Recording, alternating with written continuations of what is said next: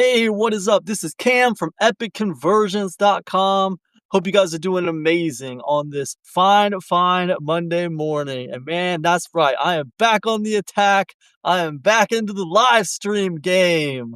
I wanted to talk to you this morning about these last 15 years of self-employment that I have experienced. I kind of want to talk about some things that I don't ever hear anybody talking about. Some things that nobody really tells you when it comes to being self-employed. And again, I have a lot of experience with this. I've been self-employed for the last 15 years. I bought my house with my business.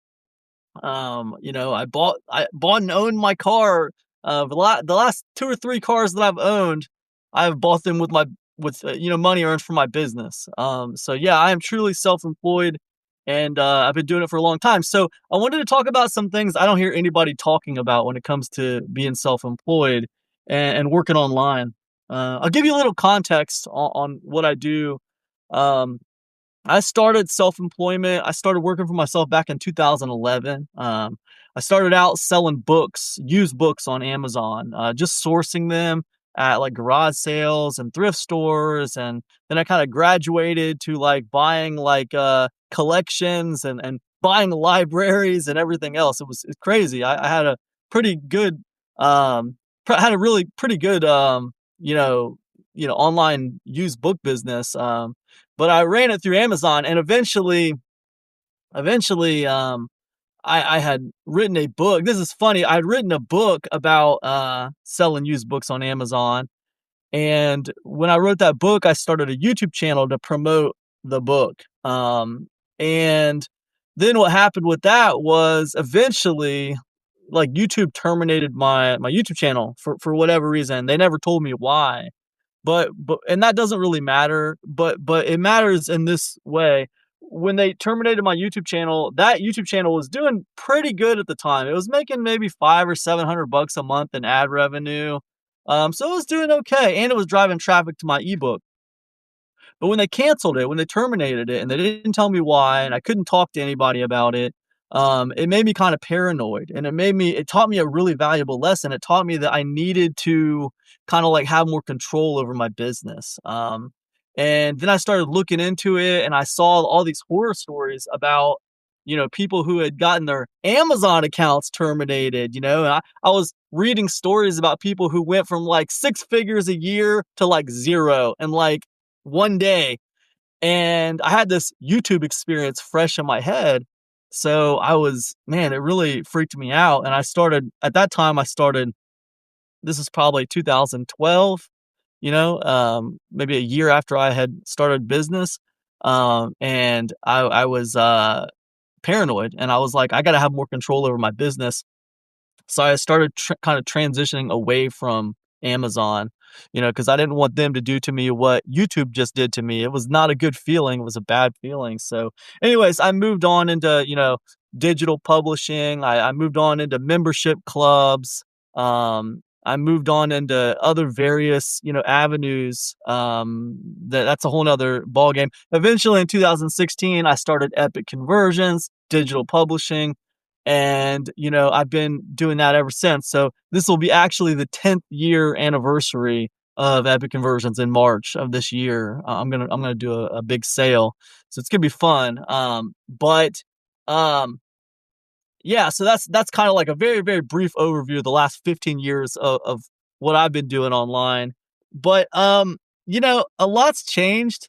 Let me just put this here. A lot's changed in the last 15 years, to be honest with you. A lot has changed. The internet has changed quite a bit. Now keep in mind, even though a lot of things have changed, there are underlying principles that have kind of remained the same. And if you study the principles of why things work and how things work, man, that can really serve you well. Okay.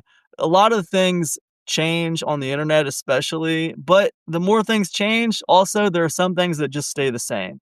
Um, I'll give you a quick example of that. Like right now, and this kind of depends on what circles you're running in, but right now I would say, Substack has a little bit of a hot hand. You hear people talking about Substack, everybody's running to start a Substack, it has a little bit of a hot hand, and it feels like, man, it's blowing up.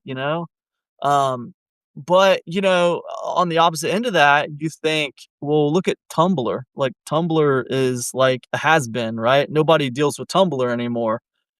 Which is fair to think that, but it's not really true. Like, if you look at the traffic numbers, Tumblr gets more traffic a month than Substack. I think Substack gets about 120 million visitors a month. Tumblr gets like 140 million visitors a month, and yet it's seen as a has-been.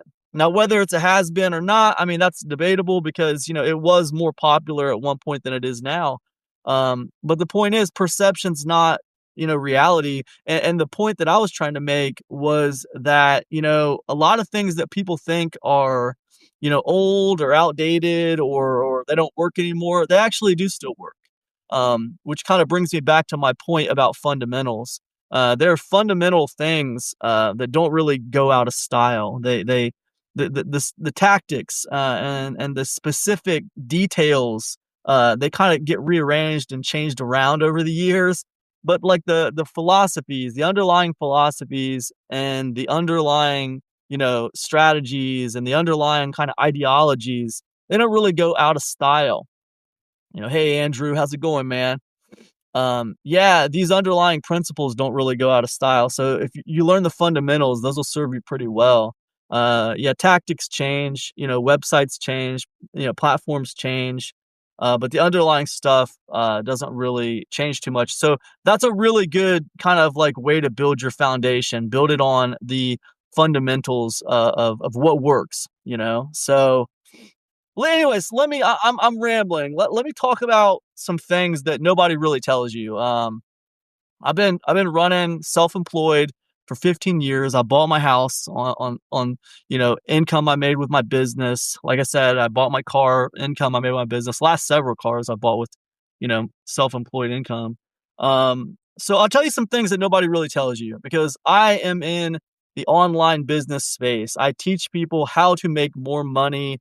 I really kind of focus on businesses that are in that, they're making like 10 to 50K a year and they're trying to make more. They're trying to make more money. I really focus on those people with my business now. And I'll tell you some things that when people come online, they want to start an online business. They're not really making a lot of money online.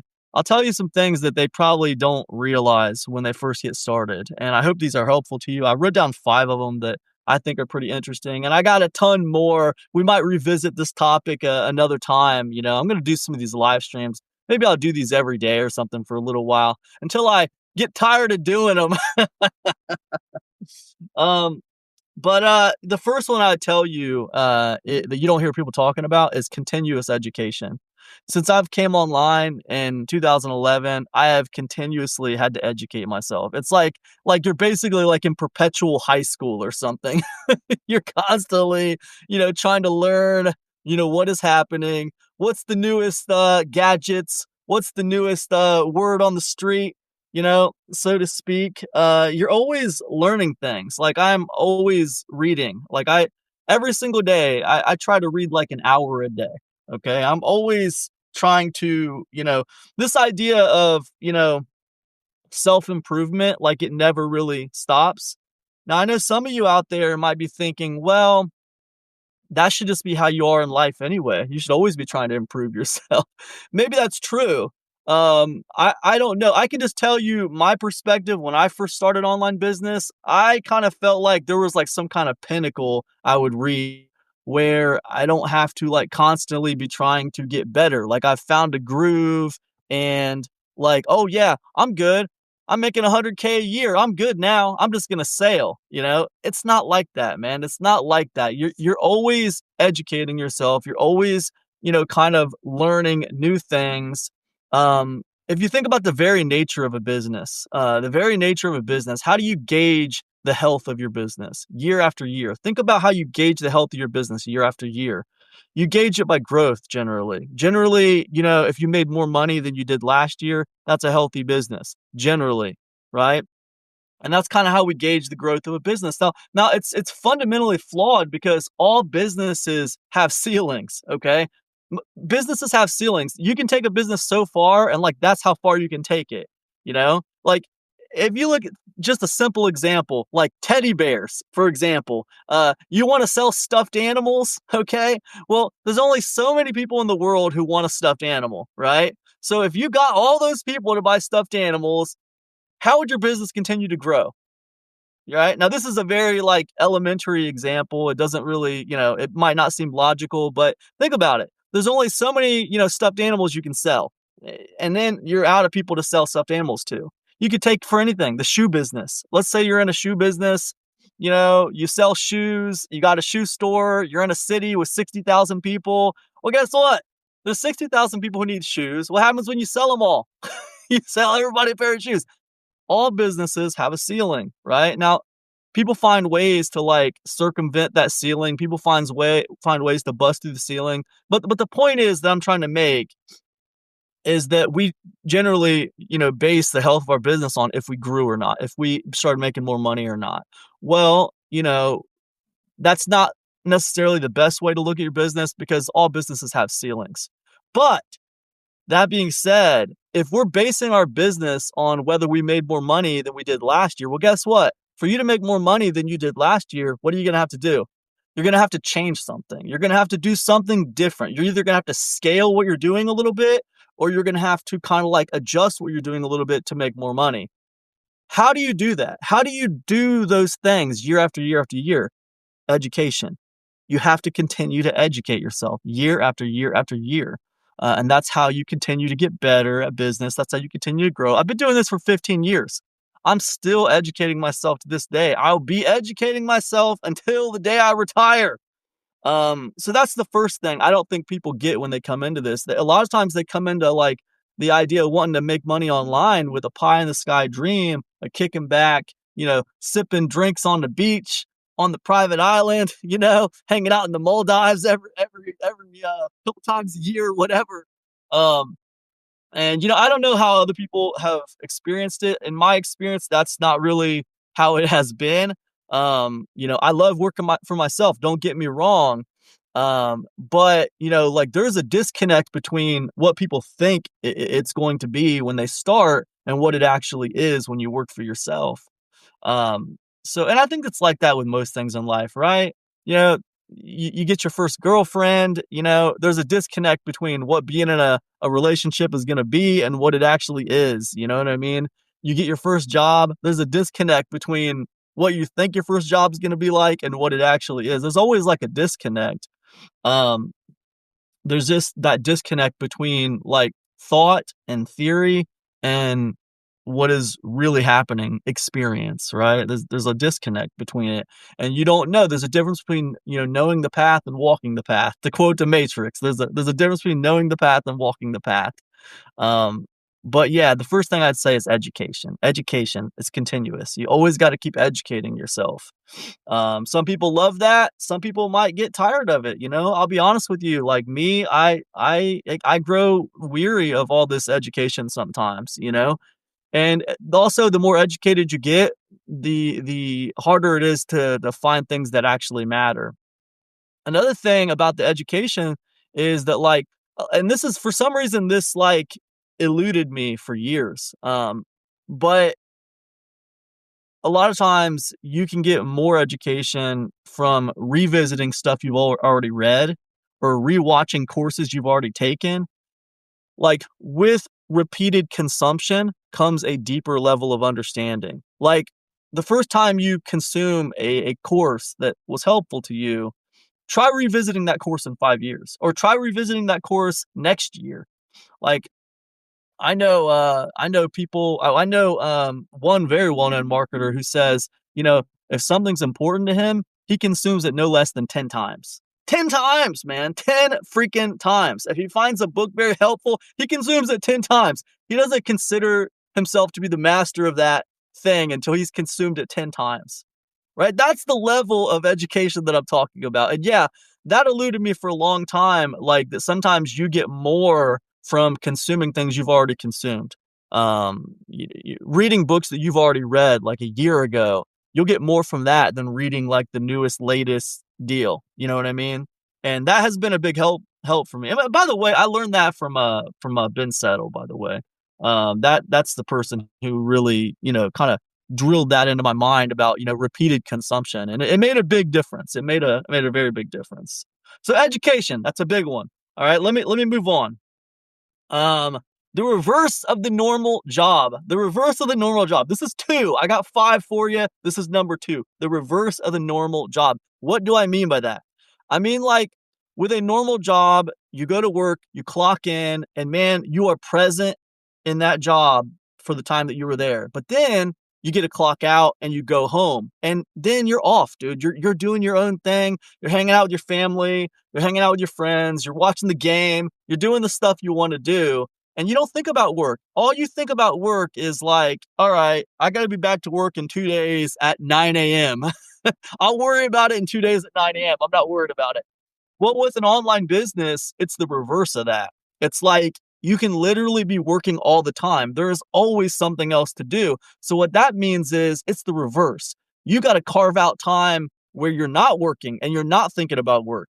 Like you have to carve out the time for your family and for your friends and for your hobbies, things that you just enjoy doing. You have to carve time out for that stuff to actually, enjoy the fruits of your labor and to actually enjoy your life. You have to carve that time out because there's no off switch with a business. You could always be working. There's always something you could be doing. I'm telling you, man. I had an office for I think back in 2017, 2018, I was running my business out of an office just to keep it away from the house. I was experimenting with just keeping my business out of the house, so it didn't disrupt my home family life and stuff. And it's funny because like I realized then it was very like in my face that like, wow, all my stuff for work is at that office. So I would be going to that office sometimes in the middle of the night just to do things. And it was like, holy crap, this is nuts. And I started trying to like, it really taught me a valuable lesson about, hey man, you really got to carve time out. Um, there's got to be an off switch. There's got to be a clock in, clock out time with your business. I mean, people who survive in business for a long time are very motivated and very ambitious. And like, I'm talking to those people right now. Okay. It's hard to get ahead without being motivated and ambitious. However, there's got to be critical distance, right? You have to clock out. There has to be time away, time off. And a lot of you guys, I know you guys out there, I know the people in my audience, and you guys are obsessed, right? And even when you're taking days off, you're still like thinking about it. You're thinking about the next move. You're thinking about the next angle that you're going to be doing, I get it. I get it. I get it. But, it's really it's the reverse of a job. And if you think about like you could love your job, you could love the company you work for or whatever, but you never had a problem taking your days off and just enjoying your family and, just hanging out with friends or watching the game or whatever. You never had a problem doing it. You got to treat your business that way too. I mean, there's got to be a limit to the obsession. Sometimes we want success so bad. It's like all we think about, man. I know I've been there. Like I've went to bed dreaming about product launches and thinking about what's gonna happen and I'll be like dreaming about numbers and stuff. It's crazy, dude. And I'll like, you know, I'll have nightmares about like, flopping membership clubs and, disgruntled customers and stuff, just all kinds of crazy stuff when you start obsessing over this stuff. And, I'm not saying it's bad. I think a little obsession is good. I'm just saying, look, you can lose the plot is what I'm saying. Most of us, we started these businesses because we wanted some version of success. And for me, like I had a family when I started my online business. I already had a family and stuff. So for me, it was about time freedom. It was about making enough money to where like I didn't have to be controlled by a company because I started back in 2011. I got fired from my job at the end of 2010, probably around like August, September 2010. Started back to school, went back to college for business in October of that year. And so I had this kind of like bad taste in my mouth about companies like firing me and stuff and just like For me, it was like I got sick. I had worked for a company for almost 10 years, and, I started getting sick. I had, like, great attendance and everything, and there were I had it was the time kinda deal, like, where my boss was like, "Oh, man, I wish I had 10 more just like you, Cam." I got along with people, had a pretty I don't have a I'm not introverted, I don't have a I am kind of like I'm a solo guy, but, like, I don't have a problem talking to people. So if I'm working at a job, I don't have a problem communicating with other people. It's not so I don't go into panic attacks because I have to talk to people. This is not me. I've always been able to talk to people. It's not that big of a deal. So of course they liked me. Of course they liked me at whatever job I had, and I was knowledgeable, and I was a hard worker, and I did a good job. But I started getting sick. My gallbladder went bad. I didn't know my gallbladder was going bad. I didn't know what it was. I thought maybe it was food poisoning this time. I thought it was something else the next time. So it's like they like you until they don't until you don't. And they like you until they don't, right? And so I had like here I am, I'm doing good. All of a sudden I start getting sick out of nowhere and I'm calling in sick. But like, I thought, hey, it's no big deal. I got time on the books, man. I got like 3 months of sick time built up. I got plenty of sick time. I never called in sick. That didn't fly. I called in sick a few times, and next thing I know, I'm being fired. I'm being fired for calling in sick. Well, I have plenty of sick time built up. Didn't matter. It's an illusion. You start calling in sick a bunch, man, you could easily get fired. You know why? Because they don't care about your sick time. What they care about is someone to come in and do the job and not cause problems and just get things done.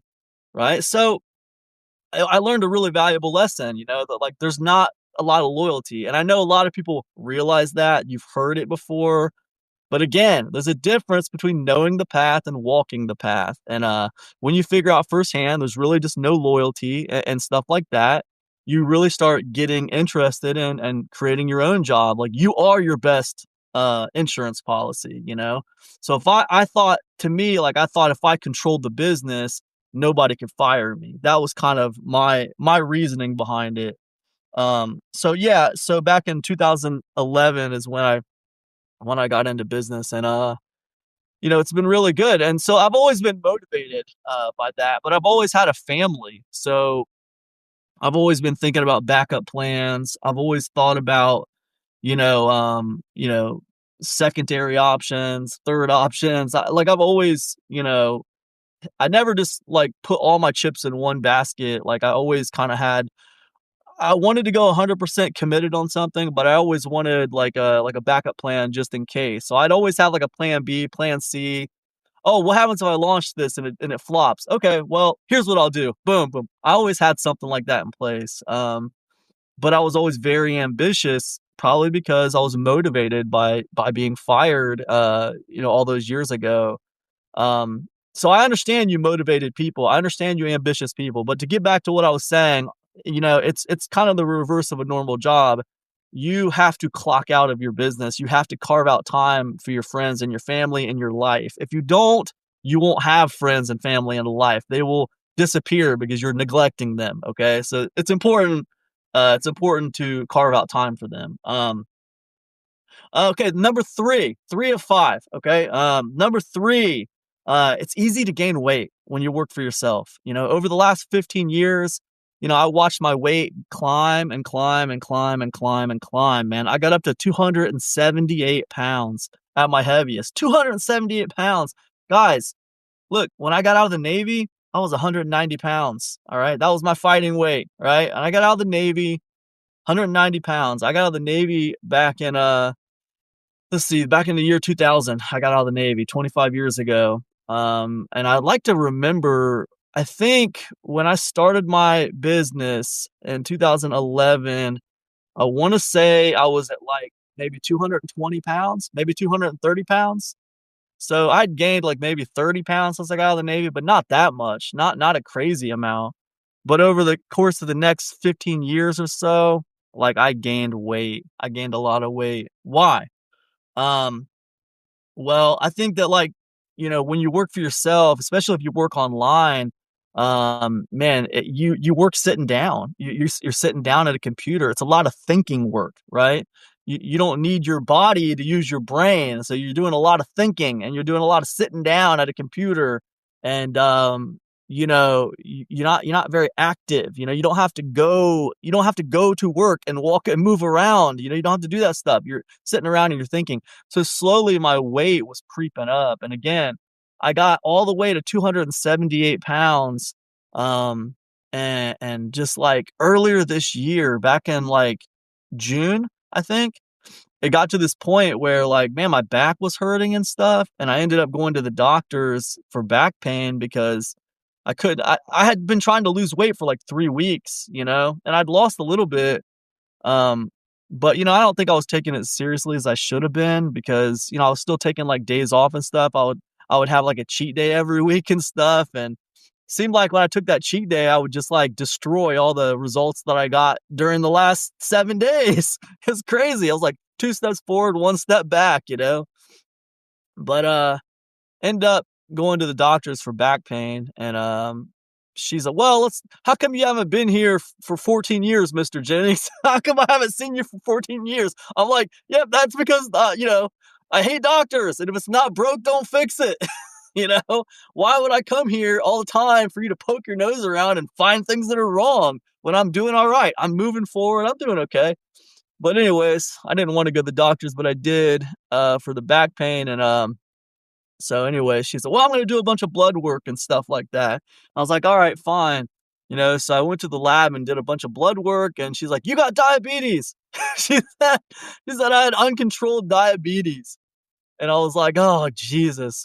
So then I found out I had diabetes, and that's when I really started taking my weight seriously. I thought I was taking it seriously before. So here's a message for you hobbyists out there. You might think you're taking your online business seriously, but there's a difference, is a difference, right? You gotta be taking it seriously. So there's a big difference between what I was doing after I figured out I had diabetes and what I was doing before I figured out I had diabetes. There's a big difference. And that's how I can really tell you and I can assure you that like there's a difference between a hobbyist and a serious business person. If you want to have success online making money, you have to take things seriously. So just a little bit of a side quest there, but yeah, it's very easy to gain weight. So anyways, I learned that back in June or July, I really started taking it seriously with my weight.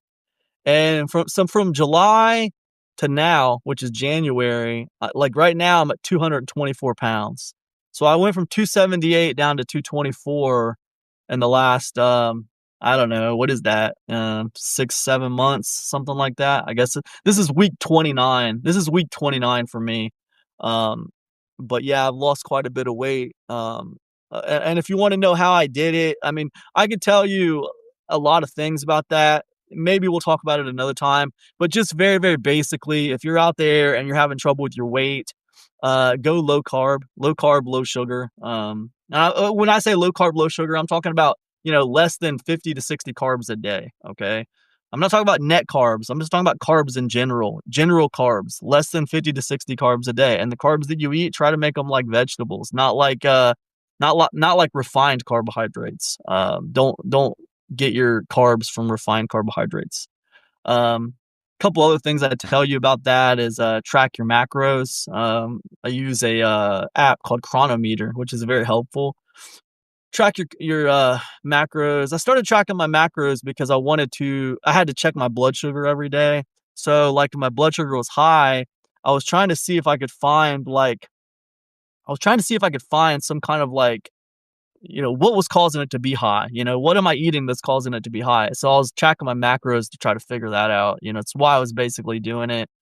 Um, I'm pretty tight on my diet. Like, I mean, I'd like to get to a place when I'm back to 190 pounds, then I'll worry about, what the maintenance of it looks like. Because I don't think you need to eat the same way on maintenance as you do when you're trying to lose weight. My doctor says I've reversed the diabetes, but she's not diagnosing it as reverse diabetes. She says it's controlled diabetes now. My A1C looks good and all that stuff. Um, it's controlled diabetes. But she says the next time I'm gonna talk to her again in March. She's trying to get me to do a colonoscopy and all this crap because I'm 49. My lord. I just wanna get rid of this diabetes, and I'll be done with her again for another 14 years. That's what I think. But, but anyways, yeah, she said if it's looking good in March, then she's gonna consider it reversed, then she's gonna, I don't know if that what that means, if that's take away the diagnosis of diabetes or what, but I'm down to having to check my blood sugar once a week. But the reason I bring all this up, point of this is it's very easy to gain weight, and I gained a lot of weight over the last 15 years. I mean, especially when you're working for yourself and you're making money. I'm telling you, man, like I was working for myself, making plenty of money, and like I was, working for myself, man. I felt like I was living the dream, right? So when you're living the dream, you eat what you want, you don't worry about things as much. And I gained a lot of weight. So, yeah, that's another thing, man. I see that with a lot of entrepreneurs. They gain weight. They gain weight. It's like I don't know what it is, man. It's just something that happens. So, you got to be aware of it. Make sure you're getting your exercise in. Make sure you're staying active. Again, carve time out for that. I think some of it may be stress. Entrepreneurship is kind of high stakes sometimes.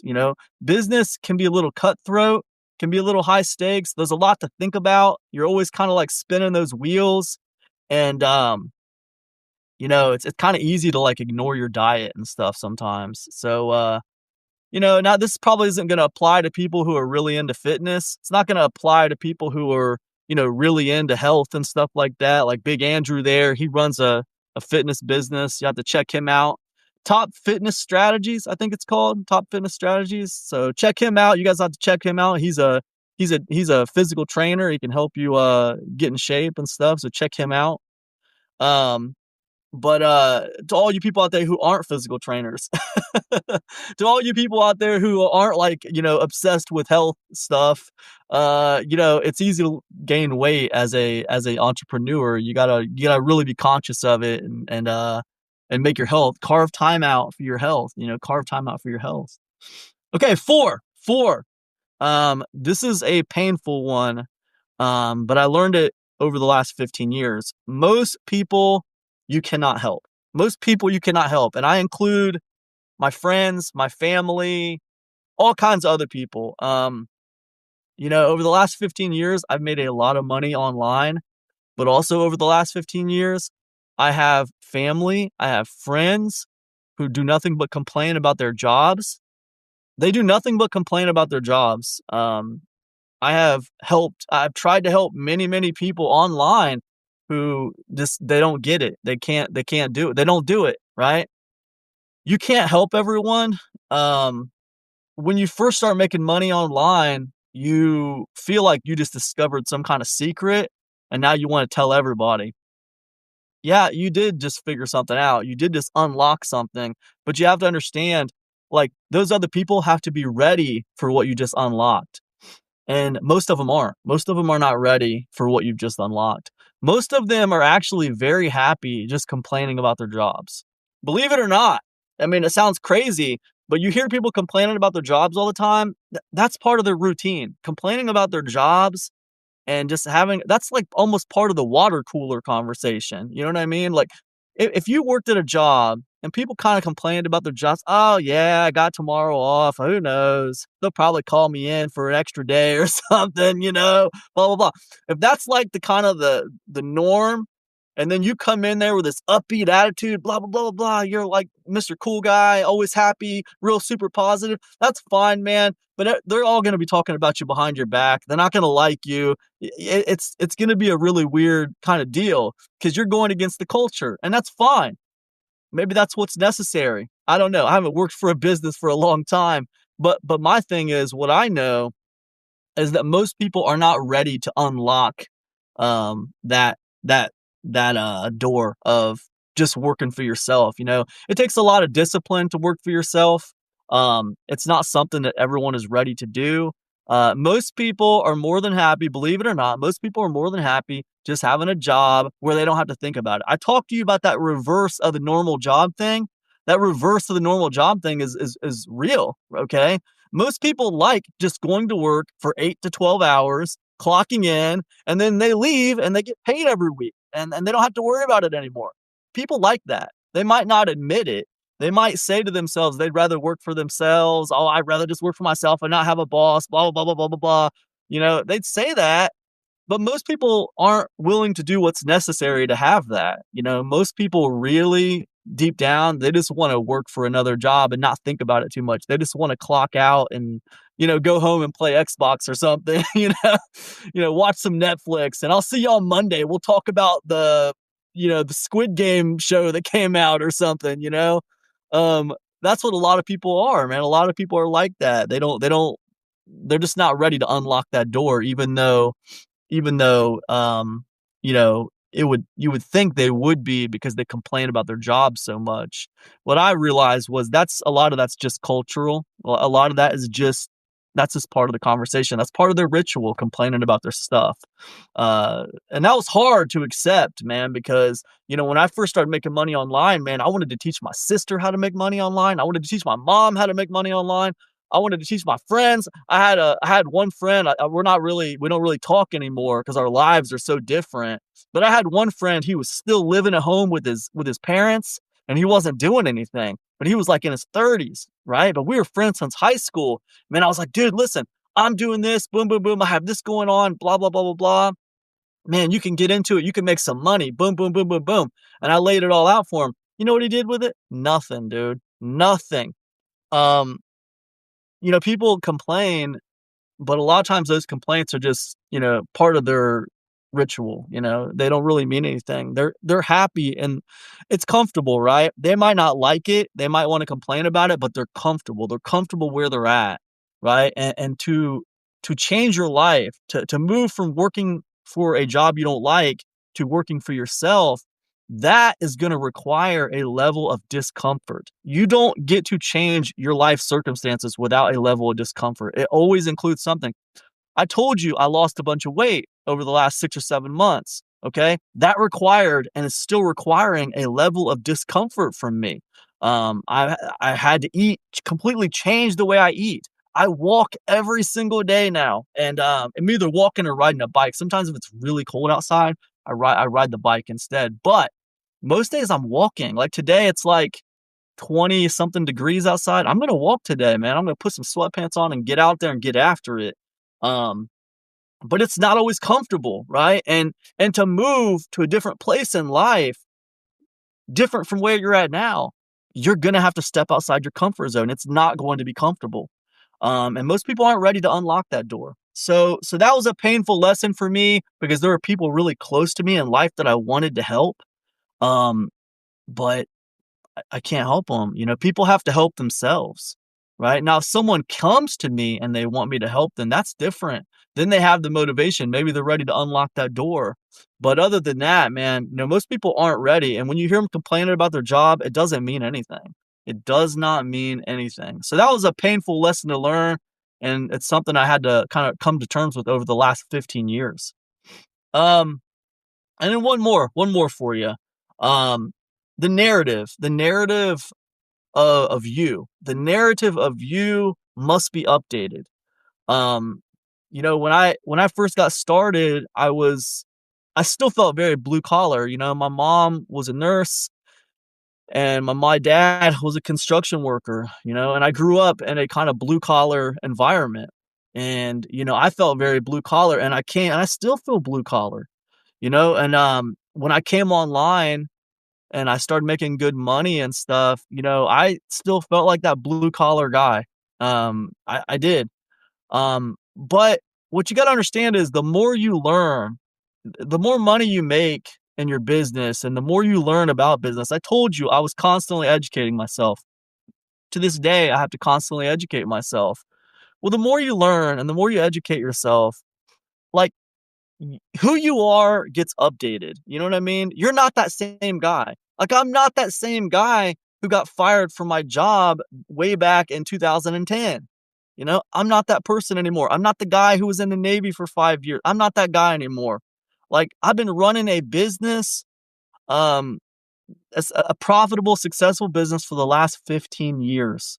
Okay. And like, that takes education, it takes ambition, and that puts me in a different, like, bracket of person, right? You know what I'm saying? I'm not talking about money here. I'm not talking about economics. I'm just talking about mindset. Like the mindset of that person who runs their own business and educates every day and does all these things that need to get done. That's not the same person who goes to work and complains about their job every day. It's not the same kind of person. So what I'm telling you is like, there's this, I don't know, I call it elephant in the rope syndrome. Is what I call it. I don't know. It probably has a name and I just don't know it. But there's this whole thing. I was reading this about these baby elephants, right? They have them, the baby elephants, they have a rope around their neck, and that keeps them, they can't break the rope. They're too small to break the rope, but they always have this rope around their neck. And then the elephants get older and they get big. They're like 4,000 pound elephants and they can easily break the rope, but they don't break the rope because since they've been little, they've been controlled by that rope. So now that they're big and they could easily break it, mentally, they still don't feel like they can break the rope, so they don't break the rope. That was a story I heard about these elephants. I don't know if it's true or not, but I thought it was pretty interesting because I think it applies to a lot of people. And as you do your online business, you grow in your experiences. Even if you fail at this and you flop at that, even if you make mistakes along the way, it doesn't matter. You're growing, you're experiencing things as you go. So what happens is, the narrative of who you are and who you can help changes. Like right now, I'm in this position right now where I'm confident that I can help any online business. If you're making if you're an online business and you're making less than $50,000 a year in your online business, I can help you. I can help you make more money. I feel very confident in that because I know that I have exceeded that. So that's a different narrative than my first year in business. That it's I'm a different person. I know more things, and I think that like a lot of people don't update that narrative. They don't update that narrative of who they are. Because if I'm not careful, if I don't think about it, I'll still feel like blue collar Cam, and I'll still think that like nobody can afford anything. Oh no, people can't pay me $100 a month for this. People can't pay me $1,000 for that. They can't do it, man. Everybody's broke. Nobody has any money. You know what I mean? I got to charge $1 for everything. Everything needs to be $10, right? That's what I'll think. That's my like default, right? And you got to work hard to change your default because the narrative the narrative changes, and if you don't like think about it, if you don't think about how you're changing and how things are changing and how you know more and how you've experienced more, and you don't update that narrative, you're going to be doing this. You'll be like 15 years in and you're still charging $5 for special reports. And you're like, man, how come I'm not making any money? What the hell's going on around here? You got to be careful to update your narrative. So anyways, look, I've rambled on long enough. This has been 15 years self-employed, what nobody tells you about. I hope you have gotten something out of this.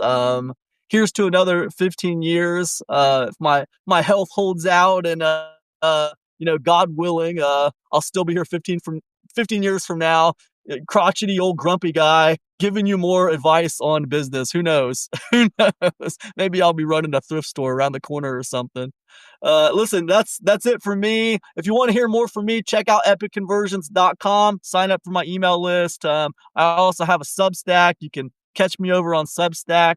Subscribe to my Substack, and yeah, I think that's about it. I'll see you guys out there on the wild blue interwebs. Peace now.